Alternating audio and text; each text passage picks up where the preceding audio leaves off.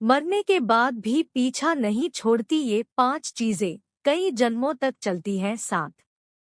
आमतौर पर यहाँ कहा जाता है कि मृत्यु हो गई तो सब समाप्त हो गया, चिता के साथ ही सब स्वाहा हो गया। लेकिन हमारे वेद, पुराण, धर्मग्रंथ और दर्शन इस बात को नहीं मानते। इनके अनुसार चिता पर जलने पर तो केवल देह का अंत होता है। 5 चीजें ऐसी हैं जो शरीर के जल जाने पर भी शेष रह जाती है और आत्मा के साथ पंचतत्व में लीन हो जाती है। उचित समय आने पर आत्मा के साथ ये 5 चीजें फिर नए शरीर में प्रविष्ट हो जाती है। पहला, कामना। कामना मनुष्य और दूसरे जीवों को फिर से नए शरीर को धारण करने में सहयोग करती है। कामना के अनुसार ही मनुष्य को अपना नया शरीर मिलता है।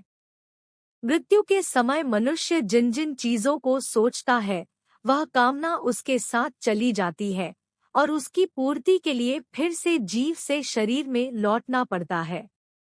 इसलिए धर्म ग्रंथों में कहा गया है कि मृत्यु करीब आने पर सब चीजों की इच्छा त्याग करके ब्रह्मा का ध्यान करना चाहिए। अगर कामना लिए चले गए तो फिर नए शरीर में लौटना पड़ेगा। दूसरा, वासना। कामना का साथी वासना है। यह ऐसी चीज है जिसका कोई अंत नहीं है। मृत्युशैया पर भी लोग वासना से मुक्त नहीं हो पाते हैं। सांसारिक सुख की चाहत ही वासना है। मनुष्य मरते समय भी अपने जीवन साथी, बच्चों, परिवारजनों के बारे में सोचता रहता है। उनसे मिलने वाले सुख दुख को सोचता रहता है। अधूरी चाहतों को लेकर छटपटता रहता है। इसी छटपटाहट में उसके प्राण निकल जाते हैं। विष्णु पुराण में राजा भरत की कहानी है। उसकी चाहत उसके प्यारे हिरण के बच्चे में थी। उसे सोचते हुए राजा के प्राण निकल गए। अगले जन्म में राजा को स्वयं हिरण रूप में जन्म लेना पड़ा। इसलिए कामना और वासना को मृत्यु के करीब आने पर मन पर हावी ना होने दे। तीसरा, कर्म। मनुष्य जीवन भर कर्म करता है, चाहे वह अच्छा हो या बुरा। गीता में कहा गया है कि कोई भी मनुष्य बिना कर्म किए एक पल भी नहीं रह सकता। मृत्यु करीब आने पर आत्मा शरीर द्वारा किए गए कर्मों की स्मृति को समेट लेती है।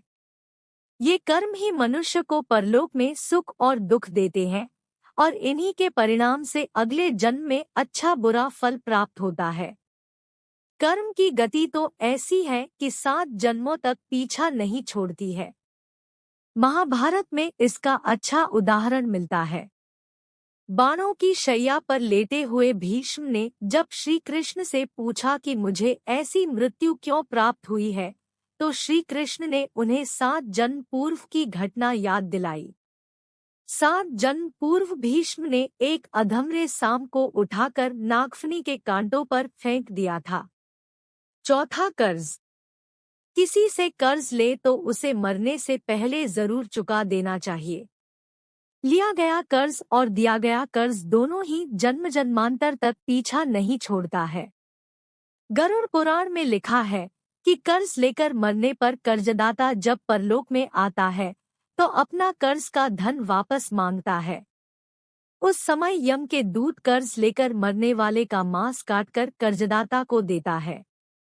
लेकिन कर्ज का बोझ यही नहीं उतरता है। अगले जन्म में भी कर्ज पीछा करता है और उसे किसी ना किसी रूप में चुकाना पड़ता है। पांचवा, पुण्य। पुराणों में बताया गया है कि आपके द्वारा किया गया दान, परोपकार का पुण्य कई जन्मों तक साथ चलता है। जीवन में जब कभी कोई अपरिचित आपकी मदद करे तो यह समझ लीजिए कि वह आपके पूर्वजन्म का पुण्य चुका गया है। शास्त्रों में दान पुण्य को बैंक में रखे धन की तरह कहा गया है, जो बुरे वक्त में समय समय पर काम आता है। इसलिए मनुष्य को पुण्य रूप धन को जीवन भर जमा करते रहना चाहिए।